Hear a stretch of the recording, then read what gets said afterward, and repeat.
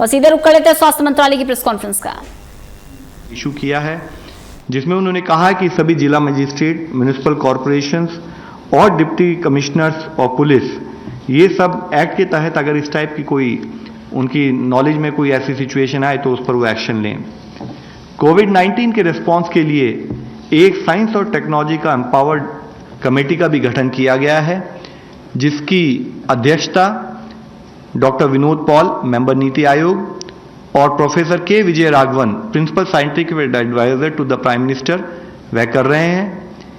यह committee coordinate करेगी scientific agencies, scientist, industries और रेगुलेटरी बॉडीज के बीच में। इसमें department of science and technology, department of biotechnology, CSIR, DRDO और इंडियन इंस्टीट्यूट ऑफ साइंस के संबंधित अधिकारी भी हैं, और इनका प्रयत्न होगा कि कैसे रिसर्च और डेवलपमेंट को आगे बढ़ाया जाए। गवर्नमेंट प्रोएक्टिवली प्राइवेट सेक्टर के साथ मिलकर बड़े पैमाने में कैसे हम टेस्टिंग और सीरोलॉजी एसेज पर काम करें, उस पर प्रयत्न कर रही है। किस तरीके से हम सर्वेलेंस और क्लिनिकल रिसर्च को बढ़ाएं ताकि हम वायरस को कंट्रोल कर सकें, उसके बारे में कुछ और हम नॉलेज पा सकें, उस पर काम चल रहा है।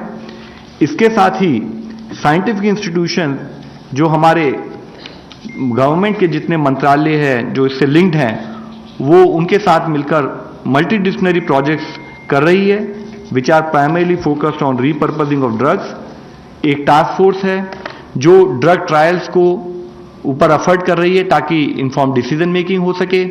इसी तरह से कुछ मैथमेटिकल मॉडल्स ताकि वो डिजीज को समझ सकें, मेडिकल इक्विपमेंट के बारे में और ऑक्सिलरी रिक्वायरमेंट्स के बारे में काम कर सकें, उसके ऊपर प्रयत्न चल रहा है। मिनिस्ट्री ऑफ टेक्सटाइल्स और फार्मा के साथ मिलकर और स्टेट्स के साथ कोऑर्डिनेट करते हुए health ministry personal protection equipment, mask, ventilators और जो रिलेटेड लॉजिस्टिक्स हैं उनको प्रोड्यूस करने वाली फैक्ट्री के साथ उनको सपोर्ट करके कैसे इनकी अवेलेबिलिटी को बढ़ाया जाए, उस पर काम कर रही है। मिनिस्ट्री ऑफ एक्सटर्नल अफेयर्स ने कोरिया, टर्की और वियतनाम के सप्लायर्स को भी आइडेंटिफाई किया है ताकि हम अपनी अवेलेबिलिटी देश में इन लॉजिस्टिक्स आइटम्स की बढ़ा सकें। DRDO लोकल मैन्युफैक्चरर्स के साथ मिलकर भी इसी तरीके से N95 मास्क और जो रिमेनिंग लॉजिस्टिक्स है उनको बढ़ाने के लिए कार्य कर रही है।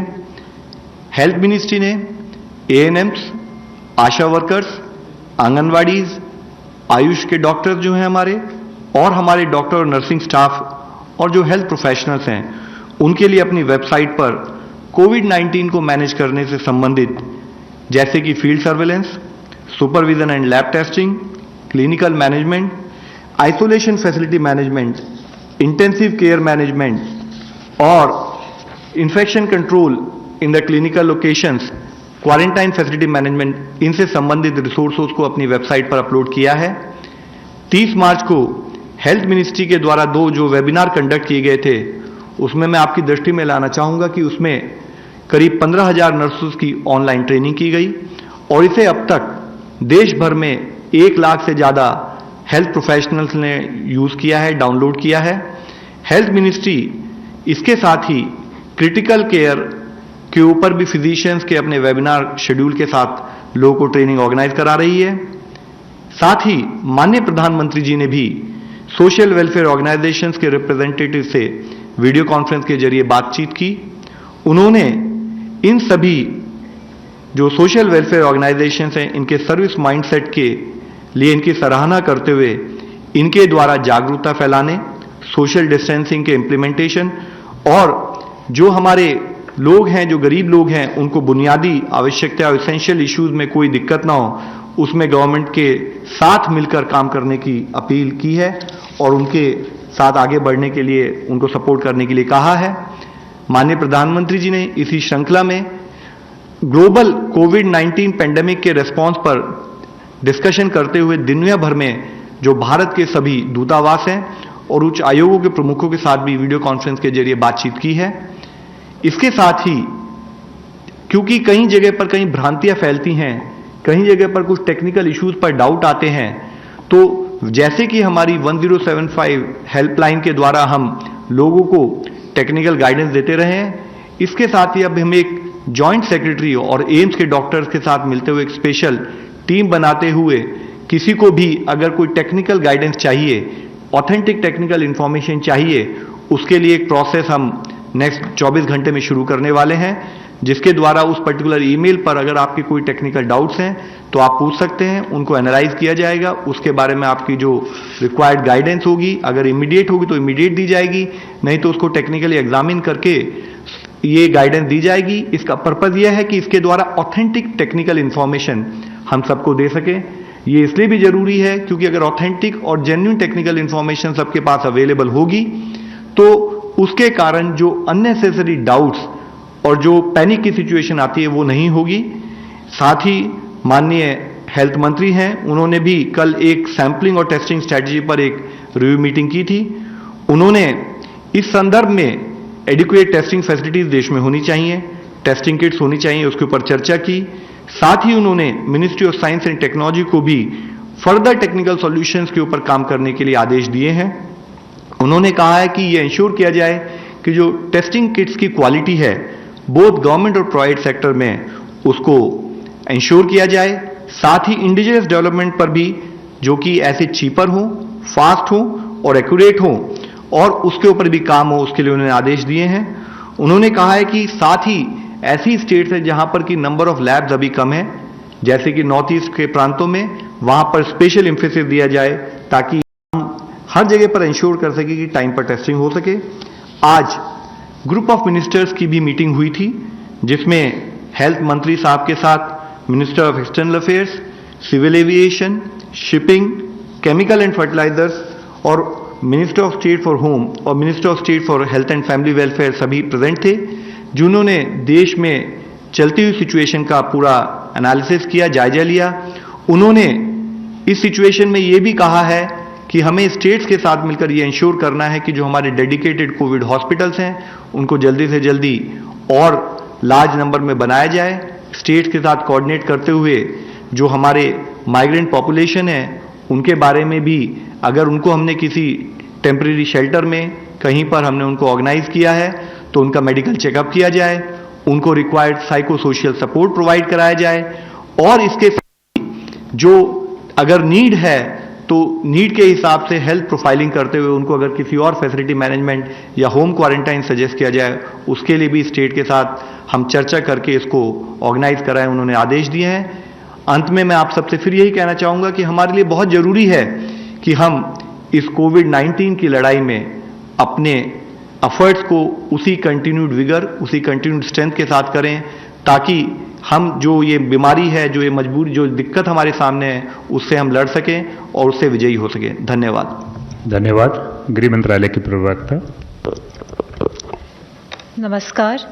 जैसा आप सबको पता है, भारत सरकार कंटिन्यूअसली राज्य सरकारों के साथ और केंद्र शासित प्रदेशों के साथ लॉकडाउन मेजर्स के एनफोर्समेंट को मॉनिटर कर रहा है। लॉकडाउन का एनफोर्समेंट स्टेट्स और यूटीज में संतोषजनक रूप से चल रहा है। एसेंशियल सप्लाईज की स्थिति भी संतोषजनक है। जो हमें राज्य सरकारों और यूटी से जानकारी प्राप्त हुई है उसके अनुसार लगभग स्टेट्स और यूटीज़ में लगभग 21,064 migrant work relief camps setup किए गए हैं और इन रिलीफ कैंप्स में लगभग 6 लाख से अधिक, अगर मैं एग्जैक्ट फिगर कोट करूं तो 6,66,291 लोगों को शेल्टर की सुविधा दी गई है। इसके अलावा लगभग 23 लाख लोगों को भोजन की भी सुविधा प्रदान की गई है। ये सुविधाएं जो पुअर और डेस्टिट्यूट है उनको उपलब्ध हैं। ये स्ट्रैंडेड माइग्रेंट वर्कर्स को भी उपलब्ध है। ये उन वर्कर्स को भी उपलब्ध है जिनको सिर्फ भोजन की आवश्यकता है और ये सुविधाएं उनको भी उपलब्ध हैं जो अपने गंतव्य स्थान पर पहुंच गए हैं लेकिन सेल्फ स्टैंडर्ड हेल्थ प्रोटोकॉल के अनुसार क्वारंटाइंड है। तो ये सुविधाओं का ये सभी माइग्रेंट वर्कर्स लाभ उठा रहे हैं। माइग्रेंट वर्कर्स की स्थिति नियंत्रण में है।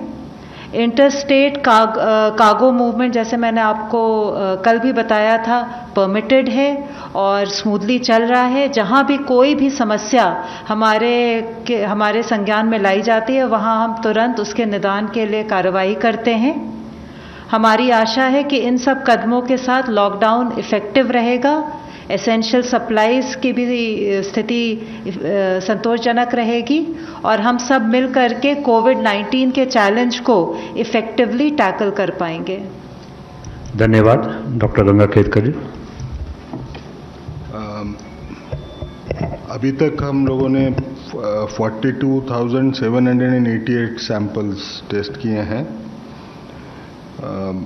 कल 4,346 यानी 4346 सैंपल्स टेस्ट हुए, which represents 36% of our capacity.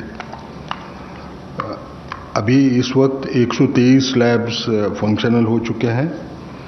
Private labs में 49 लैब्स को परमिशन दे चुके हैं और कल प्राइवेट लैब्स में 399 पेशेंट्स की जांच हो चुकी है।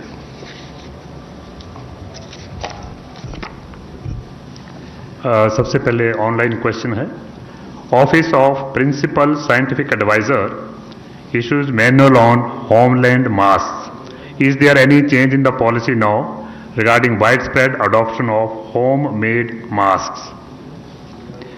As far as homemade masks are concerned, as of now, international bodies like WHO, they have not given a very categorical opinion in terms of its usage. However, in view of the fact that there might be need to have masks available, the whole issue is being technically examined by the Ministry of Health and suitable guidance will be issued soon. 156. Sir नमस्ते, मैं अशोक हूँ NI से। मेरा सवाल आपसे कि अभी आपने कोरिया और वियतनाम के बारे में बताया है, वो एक थोड़ा डिटेल्स में दे दें। और दूसरी बात, क्या हम लोगों ने कुछ ऐसे मेडिकल इक्विपमेंट्स हैं जो कि सर्बिया को हम लोगों ने भेजे हैं, और क्या जो आइटम्स भेजे गए हैं वो हमारे देश में पर्याप्त हैं? मेरा दूसरा सवाल है होम मिनिस्ट्री से। जो निज़ामुद्दीन में मरकज़ की कहानी चल रही है, इस बारे में क्या कहीं ऐसा लगता है आपको कि इंटेलिजेंस फेल्योर का एक नतीजा है जो कि लोग यहाँ पे जमा हुए और इस तरीके से स्प्रेड हुआ, और कितना ये बढ़ सकता है दिल्ली में? So sir, as I mention to you कि हमारा जो पूरा एफर्ट है कि जो हमारे लॉजिस्टिक्स हैं वो देश में भी बनाए जाएं और जहाँ से भी हमें विदेशों में भी कहीं से मिल सकते हैं, उसके लिए हम मिनिस्ट्री ऑफ एक्सटर्नल अफेयर्स से मिलकर इस प्रयत्न को कर रहे हैं। कोरिया, वियतनाम के अलावा और भी बहुत से देश हैं जिसमें हम अपने दूतावासों के द्वारा कि जहाँ पर भी कोई भी लॉजिस्टिक्स, चाहे वह पर्सनल प्रोटेक्शन इक्विपमेंट हो, N95 मास्क हो और हमारे रिमेनिंग वेंटिलेटर्स या कोई भी ऐसी आइटम हो जो हमारे को कोविड केसेस के मैनेजमेंट चाहिए, उसके लिए हम उनके साथ मिलकर एफर्ट्स कर रहे हैं। With respect to your issue about Serbia, sir, I am not aware of it as of now. I can get back to you with details later on. Yeah, home ministry component. जहाँ तक निज़ामुद्दीन की बात है, उसके बारे में आपको गृह मंत्रालय अलग से जानकारी प्रदान करेगी। 21.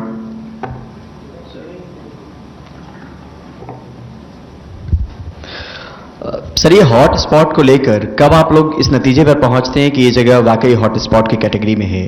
और अब तक जो पुराने जगह थे जो हॉट स्पॉट कभी थे, वो कौन कौन से जगह है जहां पे आप लोगों को सफलता मिल गई है?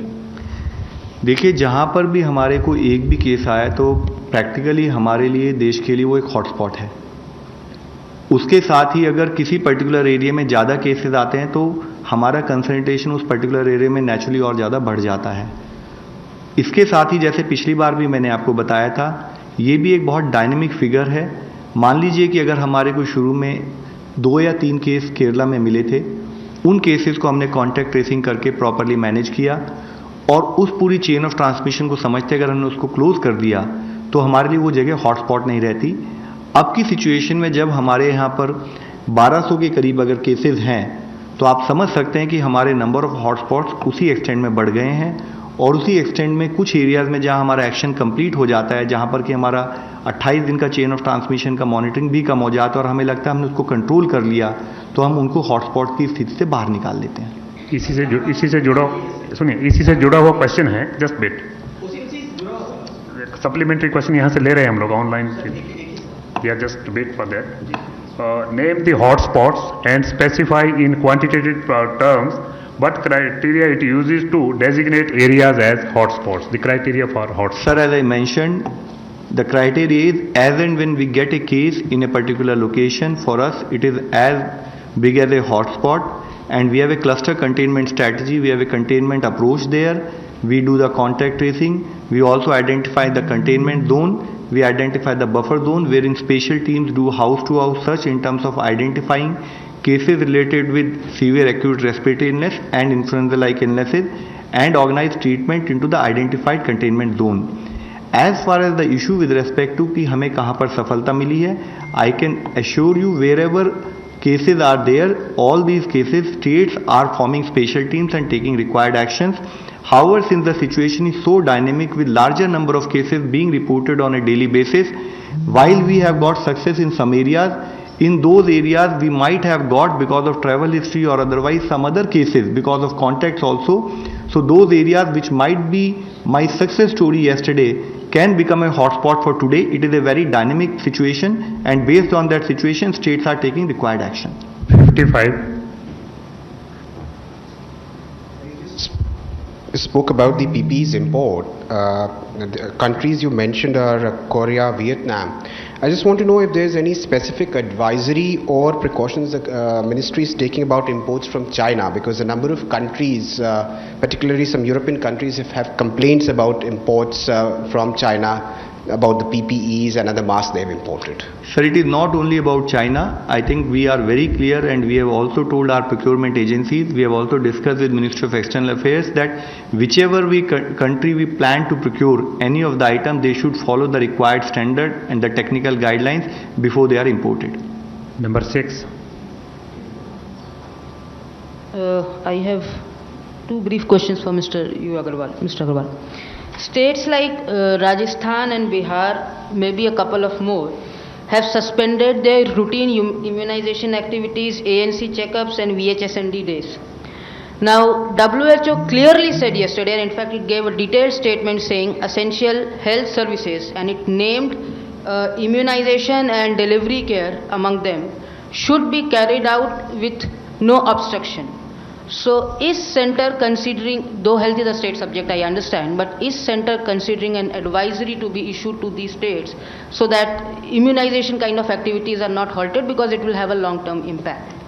So my second question is, many countries have shared their data with WHO in terms of their healthcare workers affected by COVID-19. Do we have any such data for India, and has it been shared with WHO? Ma'am, as far as basic essential services with respect to health are concerned, we have been working with states and ensuring that those basic health services continue. And if any state is taking a decision to the contrary, Government of India will collaborate with that state to ensure that those services continue. With respect to healthcare associated infection, it is a major area of concern for all of us. I keep mentioning that as part of our strategy to manage COVID-19, we have been taking up extensive training across the country in terms of ensuring that our healthcare staff is aware of what precautions need to be taken when it comes to COVID-19 management. There have been cases reported primarily in few locations with respect to the fact that someone doctor who got infected, and not that he was attending to patients and he ended up infecting other people, but primarily because he was a doctor and he was interacting with other fellow colleagues, he ended up infecting few of them. As far as sharing of the data with WHO is concerned, under international health regulation, whatever data needs to be shared with WHO always get regularly shared. 18. मैं Nitendra DD news से 18 is not with you. You are passing on the number unnecessarily. You will not get the term then. Okay, yes, carry on. चलो. Anyway, he has passed on his turn to you. Please ask the question. नहीं, I said कि wait, it's my turn. 18 मेरा number है. Sir मैं पूछता हूँ sir, ये कि अब तक जो निजामुद्दीन से लोग हटाए गए वहाँ से, उनको कहाँ कहाँ रखा गया है और उनमें से कितने कोई रिपोर्ट आ चुकी है और कितने पॉजिटिव है, आप क्या इसकी जानकारी है? और दूसरा ये कि आप कह रहे हैं हॉटस्पॉट्स बदलते रहते हैं, आज की तारीख में कौन से हैं, कुछ आप उस पर बता सके तो? सर, आज की तारीख में जहाँ भी हमें एक भी केस मिला है वो हमारे लिए गवर्नमेंट ऑफ इंडिया के लिए it is as good as a hotspot. As I mention कि जहाँ पर अगर उस हॉटस्पॉट में भी अगर ज़्यादा केसेस मिलते हैं तो टू दैट एक्सटेंट हमारा action in terms of containment उतना ही बढ़ जाता है. With respect to Nizamuddin, area and otherwise, I would request that we all need to understand and appreciate it is not the time of doing either any fault finding or otherwise. हमारे लिए ज़रूरी है कि अगर हमारे को किसी भी एरिया में कहीं पर भी कोई केस मिले तो हम उसको अपने कंटेनमेंट प्रोसेस के हिसाब से उस पर एक्शन लें। जैसे कि आपने बताया है, दिल्ली गवर्नमेंट ऑलरेडी उससे संबंधित केसेस के बारे में वहाँ जितने भी अगर कोई हमारे को सस्पेक्टेड सिम्टोमेटिक केसेस मिले हैं उनको अपने हेल्थ प्रोफाइलिंग करते हुए या तो उनको फैसिलिटी क्वारंटाइन या उनको अगर उनके सिम्टम्स थे तो उनको हॉस्पिटल में एडमिट कराकर और उनका सैंपल लेकर उसके लिए रिक्वायर्ड कोऑर्डिनेटेड एक्शन कर रही है। 54.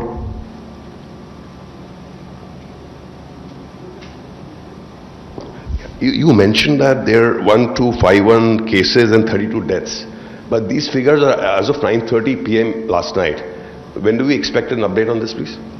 I think by the time I go back, they were compiling the other information.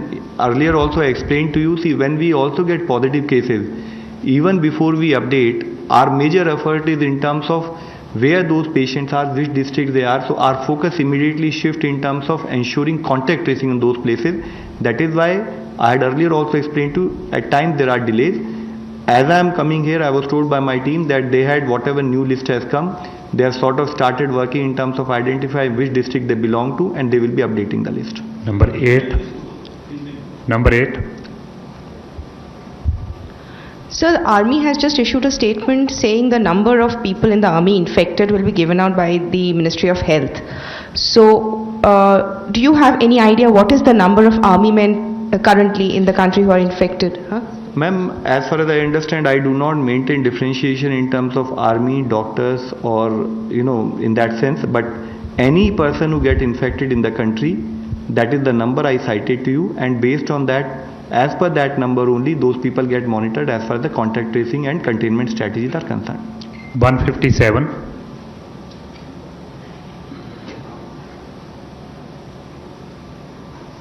सरकार का ये डाटा है कि जो लोग माइग्रेट हुए हैं महानगरों से गांव की ओर, उनमें से 10 में से 3 आदमी इन्फेक्ट होने की आशंका है उनकी।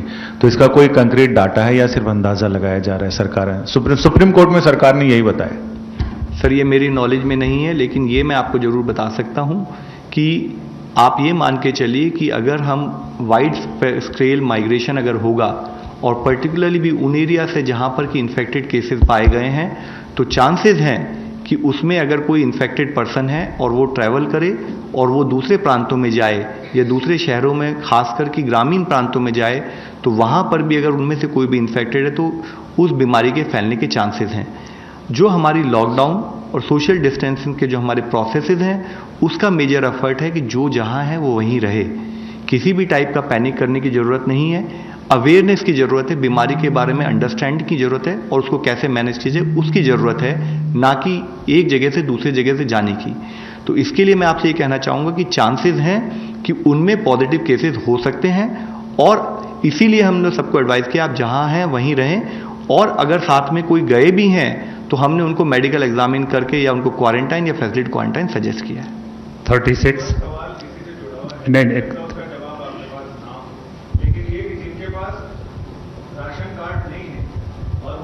सड़कों पे रह रहे हैं या झुग्गियों में रह रहे हैं, उनके लिए राशन के लिए कोई नीति बनाई है क्या गवर्नमेंट ने? आई थिंक गृह मंत्रालय की तरफ से इस बारे में पूरी जानकारी दी गई है। नंबर 36। सर नमस्कार, मैं विकास हूँ न्यूज नेशन से।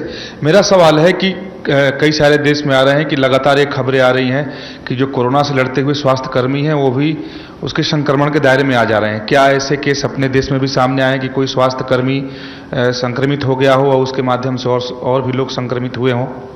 सर, जैसे मैंने आपको बताया, मेडिकल प्रोफेशनल्स के इन्फेक्शन के केसेस आए हैं, बट मेडिकल प्रोफेशनल्स की नेग्लिजेंस की वजह से उनको केसेस आए हैं, ऐसे अभी केसेस देश में नहीं आए हैं। हमारे लिए एक बहुत बड़ा फोकस एरिया यही है कि जिसके अंतर्गत हम कहते हैं कि इन्फेक्शन प्रिवेंशन एंड कंट्रोल पर फोकस किया जाए। साथ ही मैं आप लोगों को ये भी कहना चाहूँगा कि जब डेडिकेटेड कोविड हॉस्पिटल की बात करते हैं उसका पर्पस भी यही है। इन्फेक्शन प्रिवेंशन मैनेजमेंट के लिए अगर हम हर हॉस्पिटल में ही कुछ कुछ बेड को रखें, जो हो सकता है नीड हो और जब केसेस बढ़े हो सकता है हम उनका इस्तेमाल करें, बट आज हमारा फोकस इन्फेक्शन प्रिवेंशन मैनेजमेंट के तहत ही ये है कि हम डेडिकेटेड कोविड हॉस्पिटल या डेडिकेटेड कोविड ब्लॉक्स बनाएं। सर नितिन डीडी न्यूज से रिसर्च को लेकर क्या कुछ हो रहा है CSIR या फिर बाकी जो रिसर्च संस्थान है वो वैक्सीन मेडिसिन और किट पर किस तरह से काम करें, क्या कोई लीड मिला है? डॉक्टर साहब, you would like to take that?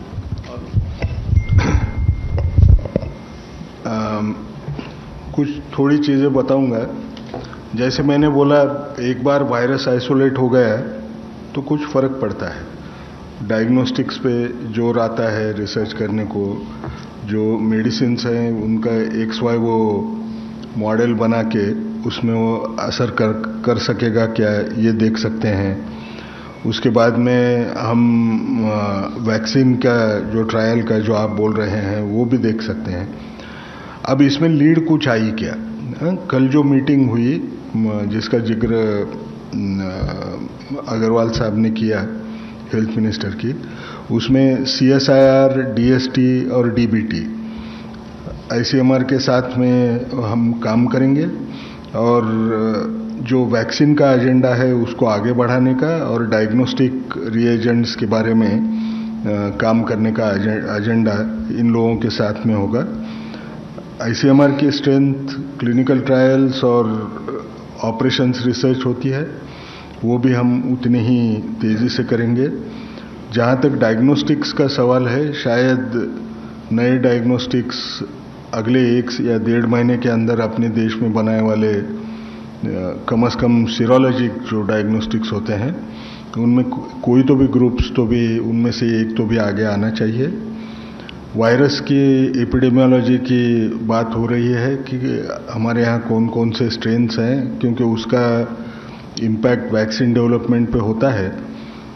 तो हमको जितनी जानकारी है, 3 अलग अलग किस्म के क्वासी स्पीसीज सर्कुलेट हो रहे हैं, क्योंकि हमारा ये इम्पोर्टेड इन्फेक्शन था, अलग अलग देशों में से आया, तो एक किस्म का मिक्सचर हमको हमारे देश में दिखेगा। लेकिन अभी भी ऐसे नहीं लगता है कि ये अलग देशों से भी आया होगा तो भी उसका असर अलग कुछ दिखेगा या उसकी तीव्रता फैलने में या और कोई ढंग से अलग रहती होगी, ऐसा अभी तक कोई सबूत मिला नहीं है। गृह मंत्रालय के लिए एक और क्वेश्चन है, has the central government deployed और is planning to deploy paramilitary forces like CRPF and CISF to help better enforce lockdown in some cities? मैं सबको बताना चाहूँगी कि पुलिस और पब्लिक ऑर्डर हमारे संविधान के अनुसार स्टेट सब्जेक्ट्स हैं, तो इनसे संबंधित सभी व्यवस्था की जिम्मेदारी राज्य सरकारों की है। परंतु गृह मंत्रालय आंतरिक सुरक्षा की स्थिति को मॉनिटर करता है और जब उसके पास किसी राज्य सरकार से ये रिक्वेस्ट आती है कि उनके सपोर्ट के लिए सेंट्रल आर्म्ड पुलिस फोर्सेस को डिप्लॉय किया जाए, तब उस पर गृह मंत्रालय कार्रवाई करती है। 51. I would like to know about the testing time. I mean, we're not testing, we're just testing 36% of our capacity. That is what we were just told. So still, what is the lag time? There is a lag time. I know a lot of labs are complaining. So why is the problem there?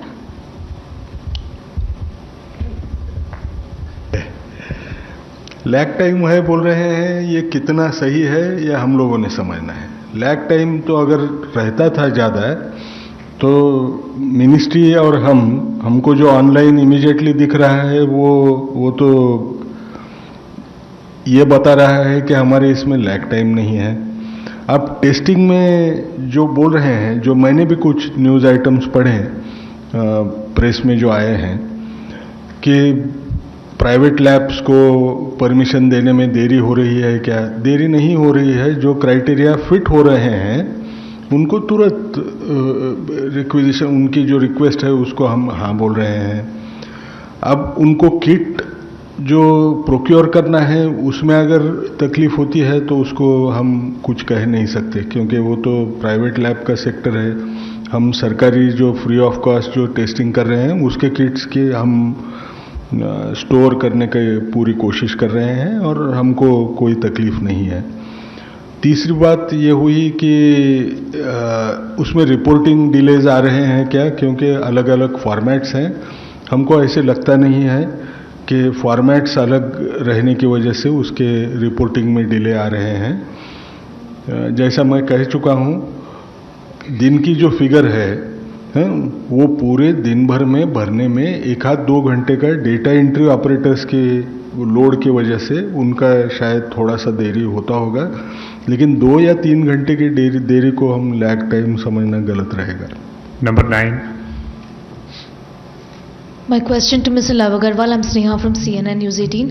I want to ask you how many doctors and paramedical staff, nurses in hospital settings have been infected with COVID-19 in India? What's the report like? My second question is about Jaisalmer and Jodhpur. Are these cluster outbreaks? Because 8 to 9 people have been infected in both these army camps. Ma'am, as far as the medical professional, I have responded twice already today itself. As far as Jaisalmer and other places, kindly understand any case which comes, our containment strategies get in place, and in places where more than 1, 2, 3, 4, 10 or 20 cases are also coming up in a particular district, to that extent the intervention in terms of containment increases. So from my perspective, when I say that we are focused, we are identifying hotspots and we are trying to work with respect to our containment strategies, single case itself is a important event from Government of India perspective and from state perspective, and we follow the protocol. 35. Sir, अंग्रेजी में आपने जवाब दिया था। नीरज हूँ news 18 India से। Data जो है वो अपडेट क्यों नहीं हुआ, इसे हिंदी में एक बार बताते हो। और दूसरा सवाल ये है कि विदेशों से क्या भारतीयों को लाने की आगे भी योजना है, क्योंकि कोविड के जो कोऑर्डिनेटर हैं अभी मौजूद नहीं है, तो आप अगर बता सके तो। सर, जैसे कि विदेशों से लाने के जो बारे में मेरा आपसे एक सविनय निवेदन यही रहेगा कि कंसर्न आप मिनिस्ट्री ऑफ एक्सटर्नल अफेयर्स के जो हमारे इंचार्ज, अगर आप उनसे गाइडेंस लें तो he will be able to respond to very very appropriately, वो आपको ढंग से बता पाएंगे। डेटा के विषय में जैसे मैंने आपको बताया था कि देखिए, एक डेटा जो हम पब्लिक डोमेन में आप सबके लिए डालते हैं, उसके साथ ही हमारा जो एक मिनिमम पॉइंट जो हमारा एक फोकस होता है कि अगर हमें कोई पॉजिटिव केस मिले तो हम उस पर इमीडिएटली एक्शन लें। तो आज अगर आपको कुछ लैग मिला है, और इससे कुछ दिन पहले भी आपको एक बार लैग मिला था, तब भी मैंने आप लोगों को समझाया था, सब लोगों को रिक्वेस्ट की थी कि जैसे ही हमें कोई पॉजिटिव केस मिलता है, हमारा पहला एफर्ट होता है, जब हमें लैब से डेटा मिलता है तो हो सकता है कि वो पर्टिकुलर जो डिटेल्स हैं उसकी जो एंटर्ड हैं, क्योंकि पूरे देश में लैब्स फैली हुई हैं इस टाइम, उसमें वो उन्होंने मान लीजिए कि अगर उन्होंने एड्रेस एंटर किया है, वो एंटर किया है लेट अस से कि पासपोर्ट की बेसिस पर, और वो पेशेंट जो है वो एडमिटेड है दूसरे जिले में, तो हम क्या करते हैं, सबसे पहले हमारा फोकस शिफ्ट हो जाता है फील्ड एक्शन पर, और उसके तहत हम इमीडिएटली स्टेट सर्वेलेंस ऑफिसर से बात करना शुरू करते हैं। वो पर्टिकुलर केस किस जो हमारे पास डेटाबेस में मिला है कि वो किस जिले से बिलोंग करते हैं, और वो एक्चुअल में उस जिले में या उस जिले के अलावा किसी और हॉस्पिटल में है। जैसे मान लीजिए कि अगर कोई इटालियन या कोई और किसी देश के या और किसी नागरिक को किसी और स्टेट के नागरिक ने कहीं और ट्रैवल करके काम कर रहा है, तो उनका एड्रेस कहीं और का हो सकता है, वो एडमिटेड कहीं और हो सकते हैं, तो हम इमीडिएटली स्टेट से कांटेक्ट करना शुरू करते हैं, कांटेक्ट ट्रेसिंग का काम शुरू करते हैं, कंटेनमेंट स्ट्रैटेजी को पुट इन प्लेस करते हैं। तो इस वजह से अगर कोई थोड़ा डिले है तो मेरी आपसे रिक्वेस्ट होगी, kindly bear with us, we would be willing to provide you all the latest data at any point of time. Number 12. So I have two questions, one to you and one to Dr. Ganga Khedkar. To you, Love sir, how and when do you decide that a particular area should be a hotspot? I understand you say one case is also very crucial for everybody, but is there a set number that when it reaches a number that you decide कि ये area एक hotspot है? And my second question to Dr. Ganga Khedkar is, CDC in US is considering amending some guidelines that healthy people should now also start wearing masks. क्या आपको लगता है कि India में भी जो स्वस्थ लोग हैं, हेल्दी हैं, उनको भी मास्क पहनना चाहिए अपने प्रोटेक्शन के लिए, चाहे वो नॉर्मल कॉटन मास्क ही क्यों ना हो, considering there is also a shortage and crisis of mask? मैं दोनों क्वेश्चन का जवाब दे देता हूँ आपके। So as far as the hot spot is concern, see if we were dealing with a non communicable disease, then it would have been feasible to say कि एक पर्टिकुलर नंबर है तो हम उसको हॉटस्पॉट मान लें। Since we are dealing with the infectious disease, so from Government of India and state perspective, a single case is a hotspot.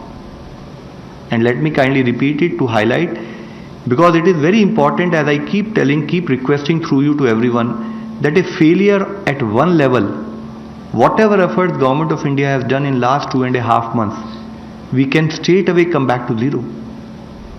So it is very important for us to understand a single case itself is a hotspot. Parallelly, if in a particular location, not only one case, larger than one cases have been reported, so obviously you would appreciate to that extent the intervention in that particular area need to be higher. With respect to masks, as I explained to you earlier, as far as masks are concerned, first we are requesting to people that not everyone need to wear mask. We are saying we have clearly defined guidelines have been issued when the mask should be worn. We have also indicated that if you are feeling cough or you are not feeling well and you want to go to show to a hospital facility, etc., that is the time you definitely should wear a mask. What we are primarily advocating is focusing on social distancing. And further, also I would like to highlight, since there have been reports that homemade masks may also be considered, this issue is being technically examined and suitable guidelines will be issued in due course of time. Similar sir question है एक बोलूं, doctor समित से नहीं, question से जुड़ा ये हुआ जो है। मास्क का इशू जो है ना, हमको एक समझना पड़ेगा कि जहां रिस्क ऑफ एक्सपोजर बढ़ सकती है वहां आपको मास्क पहनने की जरूरत आएगी। अभी सबसे बड़ी बात क्या है, मास्क पहनते क्यों हैं हम? मुझे मुंह को हाथ नहीं लगाना है, नाक को हाथ नहीं लगाना है, इसलिए पहन रहे हैं। आज अमेरिका का आप अगर आउटब्रेक देखें और हमारा आउटब्रेक देखें तो दोनों में जमीन आसमान का फर्क है। अब इसमें मेरी प्रोबेबिलिटी जो एक्सपोज होने की है वो इतनी कम है, तो हम जो बोल रहे हैं सही बोल रहे हैं। जिसको बीमारी है यानी खांसी जुकाम है उसने मास्क पहनना चाहिए, बाकी लोगों ने मास्क पहनने की जरूरत नहीं है। एक ही आशा है कि हम अगर मुंह को और नाक को हाथ लगाने को टालने की जो बात हम बार बार कह रहे हैं, उसकी अगर आदत हम डलवा लें तो हमको कोई चीज से इतना डरने की जरूरत नहीं आएगी। ये सिर्फ रिस्क ऑफ एक्सपोजर पे डिपेंडेंट है। I think I'll just read the similar question. There is no scientific evidence to show health benefits of using masks for non-sick persons in the community. What prompted this change? That non-sick persons. See, again, let me highlight, there have been, some sort of a discussion that, homemade masks should be allowed, and that is being examined. As far as non-sick persons who should not wear masks, we have clearly delineated the guidelines how, when and where the mask should be used. As has just been explained, we suggest that social distancing is a much more appropriate methodology in terms of management. And in case you are going to crowded places or in case you have cough or sneezing, etc., and that is the situation when you should wear a mask. I would again request, I see whenever I even come here, I find a lot of people, particularly all my media friends, I assume that you have already been appraised of all the guidelines, but I see even you keep wearing a lot of masks at time. So kindly let us not communicate a sense of fear and panic. We should only wear mask when it is needed because it is also a scarce commodity. 69. नमस्कार, मेरा नाम मनीष शुक्ला है, मैं जी news हूँ। मेरा question ma'am से ही है। Ma'am, इस वक्त भारत में कितने विदेशी रह रहे हैं, उनके टोटल्स नंबर। दूसरी बड़ी बात कि कितने विदेशी हैं जो तबलीगी जमात से जुड़े हुए हैं। और तीसरा मेरा क्वेश्चन है कि हम निज़ामुद्दीन का एक देख रहे हैं, लेकिन बाकी देश के किन किन शहरों में तबलीगी जमात के कार्यक्रम हुए हैं? मैंने पहले ही कहा था कि इस मुद्दे पर आपको अलग से गृह मंत्रालय जानकारी देगी। 77.